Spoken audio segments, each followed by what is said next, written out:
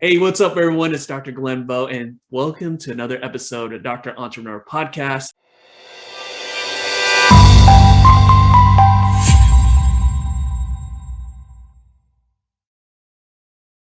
But before I introduce my guest, I want to ask you a few questions.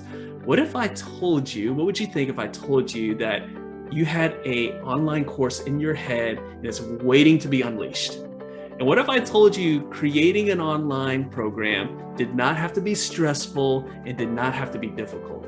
And what if I told you that there was a person out there that dedicates her business in helping entrepreneurs create their online program, and they take care of everything from the creation, the designing, and also the selling of the program? Well, I have that person today. It is Carrie Flynn from Virtual Simplicity. Carrie, what's up? Woohoo! Thank you. I feel like I should hire you to do like a voiceover for like a video of my business. I'm like, oh, you just explained it so well. Thank you. Again, just to let everyone know, Carrie and I are in the same mastermind. And again, she has an amazing story, but also what she does helps entrepreneurs out like myself really to get out of the weeds and get these things done. But, right now when people are following you and they're seeing your business, they're thinking, okay, well, Carrie is just like a natural. She can do all these things. She's got all the resources, she's privileged, she's all these things, and maybe I can't do it. But there's always a story, right? There's always a story. Everyone thinks someone is at overnight success, but there's a lot of work that's put into it. So with that being said, let's talk about your former career, your former life before you became like an online entrepreneur, and talk about where you started and what led you to help other entrepreneurs create their online programs. I would say I'm a very unlikely entrepreneur. It didn't start out intentionally that way. I actually started, I think I was probably 24 years old when I started teaching in public school. So I taught as a public school educator really about a year after I got married, and then did that for 15 years. I did that for a very long time. And the reason why I got into it is not because I was like called to teaching. I think I was raised by amazing parents, but it's the baby boomer generation. So we were sort of raised to look for careers that have security and good benefits. And teaching was a really great career to get into at the time. That was a really good, secure career. It's changed a lot. But so I got into it and I really liked it. But there comes a point in education, it's still this way today, where you sort of hit your cap of your ability to kind of grow and take on new challenges and increase your income. And you have to decide, are you going to stay teaching or you have to move into more administrative roles? And I really did not want to do that. That was not what I wanted to do. And so when my second child was born, she was born in 2016, that was when I started thinking about, well, how it literally just started as, how can I bring some more income into our family? Like my husband and I both work full time, but we really weren't able to. We wanted to have a little bit more flexibility in our finances. And so just for fun, like that's really where it started. And I have a lot of skills. I'm very organized and I'm very driven and I like helping people. And so I actually started as a virtual assistant. So that's where I started in 2017. I had a friend who was an entrepreneur online and needed support. And I agreed to work with her. And it started for literally $500 a month. That's where I started. And sort of grew from there. And I ended up sort of getting into working with clients who were launching programs, courses, they had coaching programs. And I was their virtual assistant. I grew and scaled into becoming an OBM, which is an online business manager, for those of you who don't know. And I did that for a while. I sort of had on-the-job training. I didn't have any sort of business education or anything. It just started, and I learned, and I tried to learn as much as I could from the clients I was working with. And that's how I gained sort of the expertise in launching, learning about the process of launching, how to set up funnels, how to design sales pages that convert, all the things and pieces that go into that. I learned from starting as a VA, really. I learned from my clients, and that's how I got into business, pretty much. Well, I love that story because a lot of times people are thinking, they're like, okay, well, she she just jumped right into it and just created her business, and No. and then she just did it overnight, and here she is, right? But people don't realize that there's a process. And actually, Very. I've had a lot of guests on there, and your story is very similar to them. A lot of times they kind of learn the craft. They started kind of like as entry level and kind of moved their way up. And if you really think about it, think about any kind of business, right? You got to get the training, right? Whether you're going to school for it, you're on the job, and then you kind of figure out, okay, where are you going to go next there? And so I love the fact that, you know, you shared your story there, because people, they just think like, okay, well, I'm just gonna just do this one program and voila, here I am, right? But you actually went through multiple stages there. Let me Very. ask you this. When you went to your husband and said, you know what, I am not going to teach anymore, and I'm just going to do this on work on the online space, how did he take it? So first of all, my husband's a 7 on the Enneagram, and he's much more comfortable with risk taking than I am. So I just need to put that out there for those of you who are familiar with the Enneagram. I'm a 6, so I'm much more risk averse. So just know that I was the one that was like, I don't know. So I actually worked my business while teaching for almost 4 years. Like I grew it to 6 figures while I was still teaching. It was very different scenario from most. But my husband and I had a conversation at probably about 2.5 years into it, when I started to really think, okay, this is something I think I would like to do, and not just have it as like a quote unquote side hustle, which I hate that phrase, but you know, like it was more, it became like, I think I might want to do this like full time. And so he and I discussed like a sort of like exit strategy that would kind of ease my kind of anxieties around just jumping off, because that was really difficult for me. I was very loyal at the time to my district. I loved my school. My daughter was at the same school that I taught at. So there's all these factors. So I was able to have a conversation with him, and we were able to kind of tap into this ability for me to teach part-time, which the district offered at the time. And that was great for me. He's always pushing me to kind of think forward and take risks. And so he's unique in that he's probably been the number one supporter from the very beginning. And he's always pushing me to stop being almost too realistic about goals. And he's pushing me forward a lot. So he was very supportive of that and knew how much I loved what I did. He knew I loved my job. So he was like, it's time for you to leave teaching.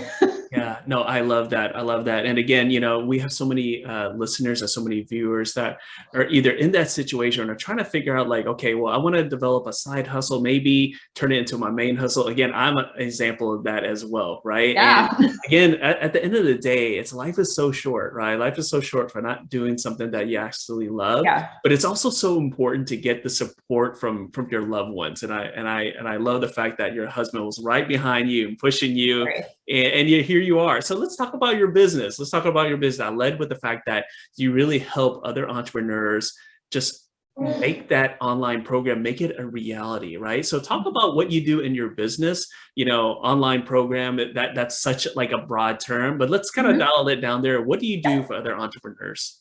So essentially, our business is called Virtual Simplicity, and our main focus is to help people create, design, and launch their online programs. And so I would define an online program as anything that's going to educate and be a little bit more passive than you doing one-to-one services. So it could be a course, it could be a mastermind, it could be a membership, or even a coaching program.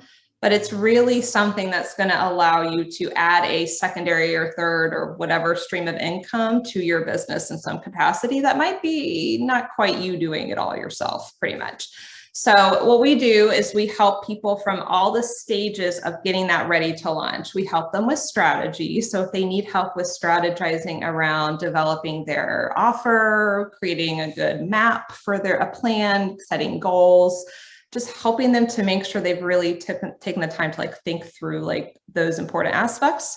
And we also then take them through, if they want to, the design and technical phase, which is the little bits and bobs that you kind of need to get ready to launch. So it could be getting organized with all the emails that you might want to send out, the landing page for a webinar, the sales page for your program, all the automations, like just making sure all the things are set up and designed and ready, and they're going to be converting. That's what we focus on, making sure they're pretty, but also they are going to convert. And then we also do management. So when people are actually ready to launch, we help them through that whole process from beginning to end and handling it for them so that they don't have to feel like they're all by themselves, or if they have, sometimes clients have a team and their team might not be as skilled in doing the launch process. So they don't have to worry about taking their team out of their day-to-day business, throwing them into these launch things. They have a team of people that are specializing in that, helping them. So that's what we do. I mean, it's more than just coming up with an idea, right? I mean, there's a lot that goes into it. And again, it's a lot of times people are thinking, okay, well, I'm just going to do a course, right? Well, I've gone through that process, right? And it's okay. It is important to have an idea, right? And it is important to figure out who your audience is and all that stuff, right? But that's important. And then you got to put the work in, right? It's kind of like, hey, I want to live in this neighborhood, right? Or I want to buy this house and I'm going to restore it, right? I'm going to rehab it. Okay, well, you got that idea, you found the house, and now you got to go in there and actually do the work, right? And then again, I love the fact that your team, this is what you guys do all the time. You guys know how to do this, and it just saves so much time. I mean, let me ask you this. You probably work with people who try to do it themselves, and then they came to you, they're like, okay, please, here, like they give it to you, here, help me, right? Yeah. For those clients that you worked with, right, who tried to do it themselves and then they came to you, like how much time did you save them? Like, did they tell you, did they say, hey, you saved me X amount of time? Or you probably knew like they've been working on it for years and you were able to help them just get this going right away. How much time do you save most of your clients? A lot of them will say, even on the discovery call, which is before they even signed to work with me and my team, they'll say things like, they got stuck in the weeds or spinning their wheels, and it might have been months. Sometimes people tell me they've been using their Kajabi platform or whatever platform for years and had not done anything with it. Oh my gosh. Which is crazy to me because of how much income it costs to have a system like that, or any system. But anywho, so I've literally had people say years to me before, but for the most part, it's months and months of them like just kind of ruminating around, like looking at this and then, oh, this looks cool, I'm going to go over here. And then, and then it just, nothing really gets done. Whereas like my team can do an entire like launch plan, design, set up tech and prep and open the doors to your thing in 12 weeks or less. Like if you do the whole process with us, it's 12 weeks. Like, and we have a plan and then it's all done and you're launching it. So if you're like somebody who struggles to follow through, that's an ideal setup for you. Yeah. And that push you into doing it. And that's the thing, time actually moves really fast. And so some people may be listening and say, oh, 12 weeks, man, that's kind of like a long time. But honestly, like people sit on ideas for months and you look up and it's like 8 weeks already. And you haven't even you signed up for Kajabi or you signed up for one of these cool platforms, right? That's going to help you get your course out there or a program out there. But then you have the tool, you're not using the tool, right? And so before you know it, it's like 8 weeks and you're still at the same spot. So I love what you're doing because that helps out so many entrepreneurs. So many entrepreneurs are like visionary types. They're like, I got this big idea. And they don't have someone who is like more of like the COO type that can help you to say, hey, you got to do this. Here's a deadline. Hey, here's your deadline. Here's to do and this. We hold them accountable in a nice way to that because people will try to talk themselves out of the deadline. Yeah. I love that. I love that. Now, let me ask you this. So your ideal clients, I'm sure you have your ideal clients, but what if someone comes to you and they're like, I have an idea, I just don't know where to go. Like, is that like what advice would you give those people if they want to work with you? Is it to get on a discovery call or do they need to flesh out their idea a little bit more before they even talk to you? I do like to talk to people because sometimes knowing where they are in the process, because there's certain sort of like levels of readiness and where people are in their business. And people can launch even if all they have is an idea. It just is a different style of launching that I would do with them versus someone who's maybe doing a second round of their thing, or maybe a new thing, but they have a successful course over here or something. So, but I still like to talk to people about it because that allows me to sort of tell them, hey, like, this is what I think you need first. So I may recommend like more strategy with someone to start than maybe somebody who's been around and maybe just ready to launch it again. And now they're ready to hire a team because they didn't do a team last time. And that's a little bit different. If they already have a validated offer and they've launched it with some success, that person might not need as much strategy support as somebody who's newer. So I do like to talk. I personally am very relational. So I do like to talk to people to get to know where they're at. That helps me to make that decision better for them, because not everybody needs certain aspects of it to start. And I don't like selling something to somebody they don't need right away. Right. Well, so here's the thing, guys, if you're listening right now and you're one of those people who have this program, have this idea in your head, and you've been wanting to get it out there, right? Here's the best thing. If you want to work with Carrie, just reach out to her, talk to her, and see if there's a fit. And maybe even if you think like, okay, I just have this idea and I don't know if it's going to work, talk to someone who's worked with other entrepreneurs before, who's taken people from different stages. Talk to those experts, talk to an expert like Carrie here, and you might surprise yourself. So again, I definitely wanted to put it out there because so many people, they just, like you said, sometimes they think themselves out of situations, right? They talk themselves out of situations, right? So we've all done it before. And that's why I love working with professionals like yourself, because you give a resource here that can help people out like me, who's got all these ideas. And it's like, okay, I need to get it done. Now we're going to shift gears here. And the next segment I like to call the Big Entrepreneur 3. So you're an entrepreneur, you've gone through all the stages here, and I want to pick your brain. Okay. Our listeners want to hear your answer to these questions. So the first one is, share a productivity tip that works for you, that you think would work for other entrepreneurs.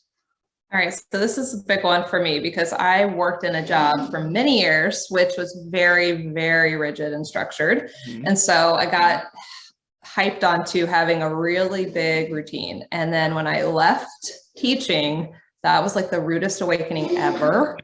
Not having someone tell me where to be and what to do. So for me personally, it's a very silly but simple tip. And that is, I put anything that I have to do on my calendar. Okay. Like, it seems kind of dumb, like obvious, but I actually have everything all the time right here has to happen. And I don't do paper planners because it needs to be digital, but you can totally do a paper one if that works for you. But I do a lot of calls and things during the week. And so if I'm not careful, I'll allow myself to just slip into those calls, and then I won't get other things, personal things like going to the gym or, eating lunch. I know it seems stupid, but you will totally slip out and not do those things if you're not careful. So that has been a huge thing for me, is just having my calendar, blocking off the time on there that I need to do certain things, and then leaving the rest of it open for people to make appointments and calls. That has been a big, simple little productivity thing for me to get my stuff done. So important. Again, sometimes people will say like, well, I don't put anything personal, I just put business stuff. No, put everything on there. No, block your time off. Oh yeah. Like for example, like I have like on my calendar today, don't forget to take your son to wrestling practice. Like literally I have it there because I'll forget. I'm like, I have this call.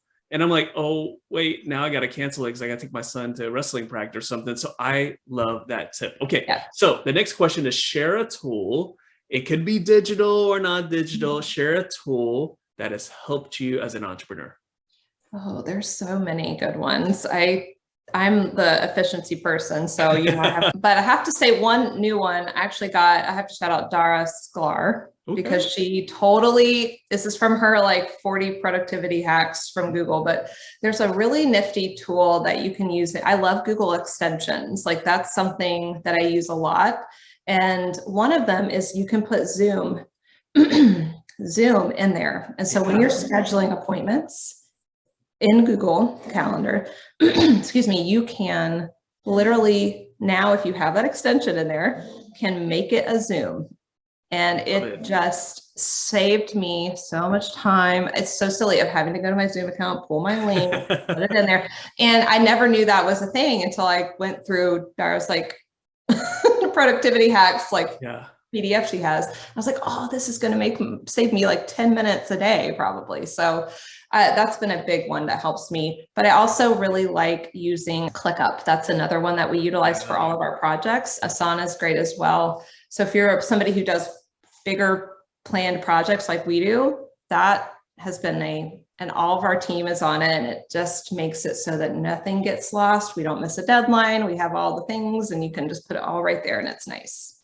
It just, I try to remember a time in my life where I didn't have like an Asana or a Trello or ClickUp, something like that, right? I've never had a day where I didn't have one. And it's like, how do we figure things out, right? Like it's just like the Google Calendar. Yes, I know we used to have like those little planners. And we used to write stuff down. But the funny thing about those planners is that I would lose that and I wouldn't know what I was doing that day, or I'd leave it at home. And then I was like walking around like a blind person there. So I love that tip. And again, it's so cool. Like something like an extension, all of a sudden you feel like you just like tapped into the matrix or something. Like all these things are coming. Everything is like so much easier to do now. So I love that. Okay. So I'm going to ask you this next question is share a business or philosophy book, and it could be a fiction book as well. I had a different guest on. She was like, well, I really like this fiction book. So talk about your favorite business or self-help book, and why is it your favorite? So I have a couple. My first favorite is The Big Leap. That's the name of it, like for a second. And it's by an author named Gay Hendricks. And it's just I'm a big believer in kind of balancing mindset and also like actual things that can help you in your business that may not be mindset related. So that's a really excellent mindset book. And I've listened to it. Well, I listened to Audible, but you can read it like a couple of times through now. And it's just a really good one that you can reference because talks about how as you are growing in your business and as a person, you're going to hit different like upper limit levels mentally. And how do you basically deal with them, what to expect when they come, and how to overcome them. And so you're never not going to experience those in your life. That's never going to stop. And that's an important thing I've learned as a business owner is it's just going to keep happening as you grow. Yeah. And so it's a great resource to sort of reference back to. And when I think I'm like kind of spinning a little bit, I'm like, oh, I'm probably like going through an upper limit moment right now. I need to go like practice my things that can help me kind of deal with that. Another favorite of mine is Atomic Habits, and that's more business related or productivity related. And I think it's just because I had to like live almost like habitual because I was teaching and business, and I'm a mother of two, and my husband travels for work, and I was doing all these balancing things for so long that something like that book, it's just really, and you can implement it so quickly, and it's really helpful for me to develop like good habits. So I love that book. Like that's another one I could read and listen to multiple times. Well, so. you know, a book is really good. It's something that could really impact your life when you actually go back and reference it again. So those two books that you just brought up definitely fits that. But with Atomic Habits, I mean, habit stacking has changed my life.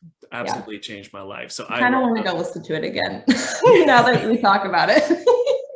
I absolutely love it. Now we're going to shift gears again. You know, a lot of times people see, they see what's going on right now. They see what you're doing. It's like, she's got this amazing business. She's helping all these people. She's working from home. She's able to balance her family life and business life. And, she's just, she'd probably never had an issue at all. Right. Well, we all know that's not true, but we can also learn a lot from people's mistakes as well. So share a mistake that you learned something really important from. Well, the lesson I learned was not all money is good money.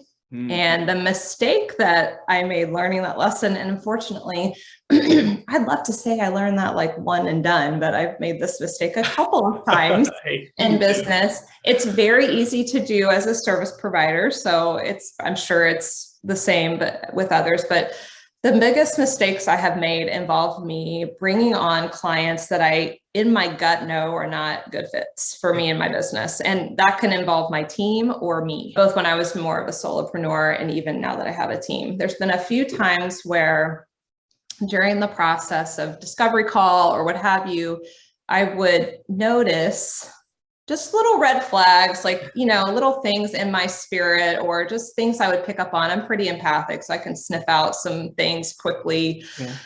And a lot of times when I would ignore those because I wanted to maybe hit a certain income goal that month, or because it was the holiday season tends to be a little slower. So maybe I wanted to make sure we were going to meet a certain amount.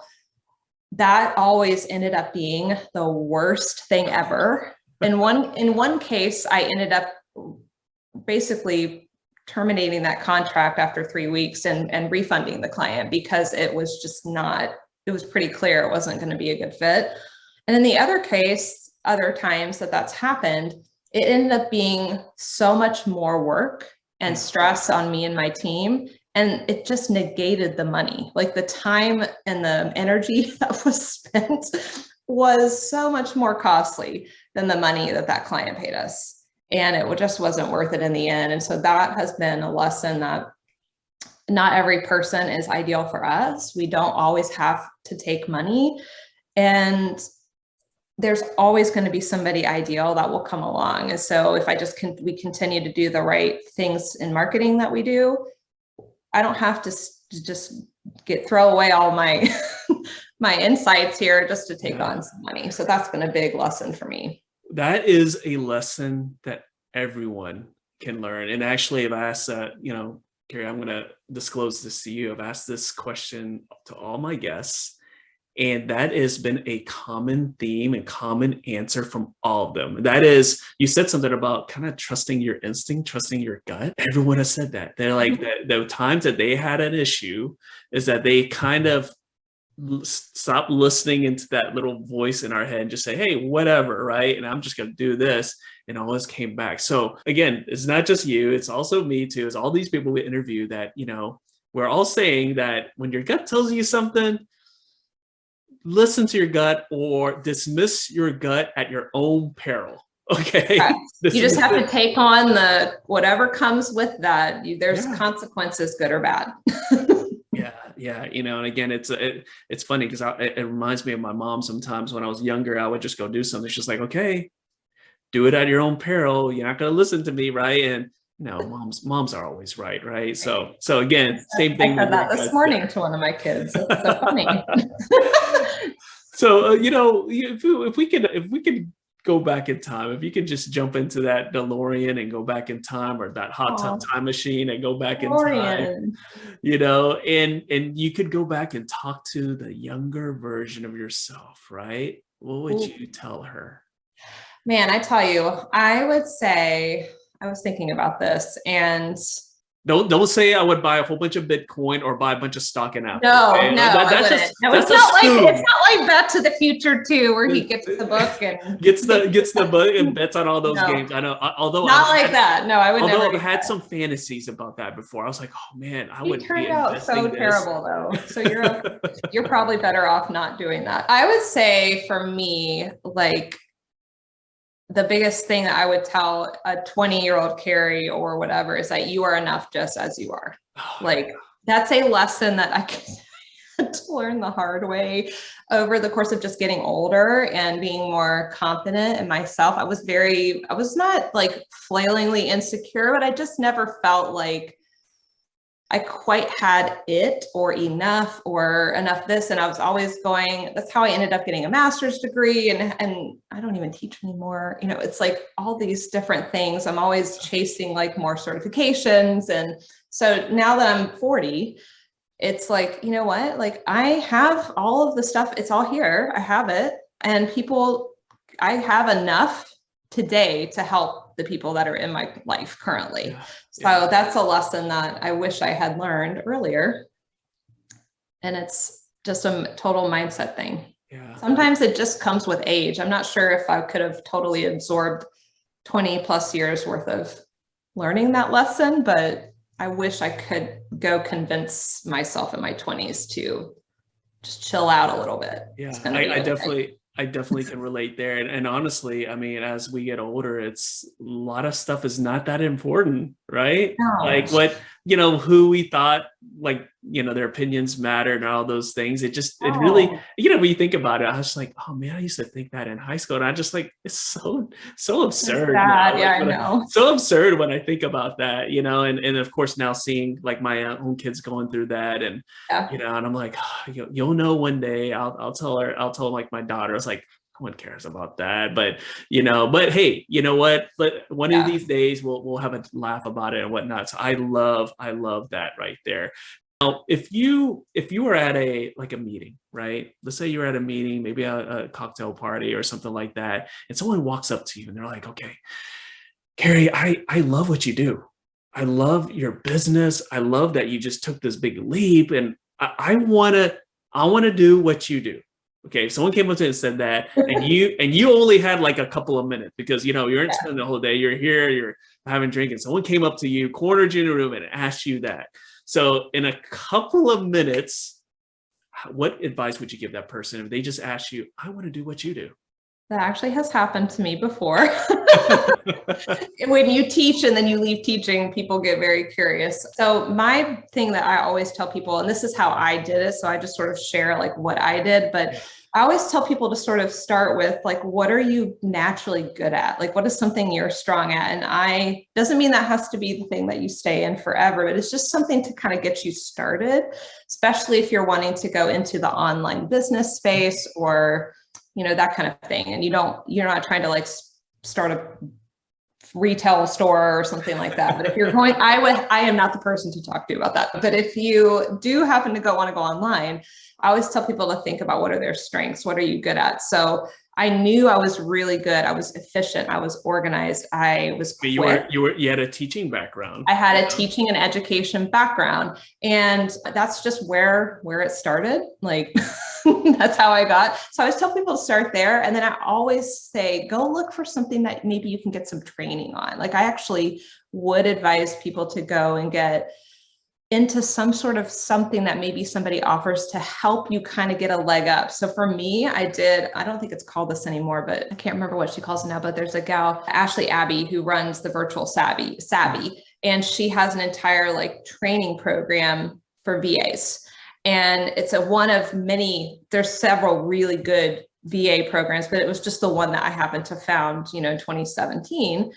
And it helped me kind of give me a little bit of a leg up in getting the businessy side of my business started. So I do recommend like look for something. I'm not talking about a high level mastermind or a coaching program even, but maybe just something to help to get started. Just some educate. There's lots of people who work in various niches and help new people that get started. And they have I feel they're affordable programs that you should invest in. That's another piece of advice I tell people is I wouldn't try to go at it alone. I would definitely try to invest in yourself in some way and get some help and support. And that's what really, really helped me. I did not start by myself. I didn't try to figure it out. I literally started in a program and started with what I thought I was good at. I'm no longer doing virtual assisting, but it was the door that was open to me to help me get into the space that I wanted to be. And that's how I started. That's what I have told people before is what you should do. And that's amazing advice, because again, a lot of times people think like, okay, I'm just gonna just do this, right? Like, and it never happens that way. There's process. You gotta learn, you gotta get some reps under you. I always call you need to get some reps in, right? Because again, no one just pops out and just has it figured out. And you know what? Sometimes they do, and sometimes they're really lucky, but the 99% of us, that doesn't happen, right? The 1%, it does happen because things happen, right? But the 99% of us, you got to get those reps in. That's Carrie, right. So, people who are listening or watching this right now, they're like, okay, I know her story. she can definitely help me out. How do people connect with you? What's the best way? The best way, if you're into Instagram, is to get me over there at Virtual Simplicity. I'm there pretty actively, but I do recommend, if you're interested in our services or working with me in any capacity, go to our website, virtualsimplicity.co, not com. I couldn't get com, so .co. We're going to put this in the show notes as well. Sadly, virtualsimplicity.com was not available, but virtualsimplicity.co is our website. And it's a really good place to kind of check out who we are, what we do, like our different options that we offer. And there's lots of ways to work with us. And you can also schedule a call with me there too. But if you, for whatever reason, can't get a call appointment, you can always DM me on Instagram, and that's a great way to catch me as well. Those are two great places. I love it. I love it. And here's the thing, guys. Again, you only know what you know, right? So if you have that program that's in your head, that this really big idea, and you're not sure if it's something that you can act on or whatnot, I mean, just talk to her, right? Reach out to her. As you can see, she not only is doing this for other entrepreneurs, but she's lived it herself, right? You've heard like all the stages there. So if you're wanting to talk to someone who understands what it means to create a side gig and then turning it into a main gig and also taking a big leap, that's Carrie right there. And I think that is really important. That's like, I think what separates what you do, Carrie, from other people is that you've lived that life and you've gone through it. And no matter where someone is in their entrepreneurial journey, you've either partly been there or worked with someone who's been there as well. That's true. Yeah, I have definitely lived it. So even if you just want to strategize about that, you feel free to, we can certainly schedule some strategy calls around that. I'm happy to talk about that too. I love it. Carrie, thank you so much for jumping on, being a guest on our podcast. I really appreciate it. And guys, thanks for tuning in, and we will see you guys next time.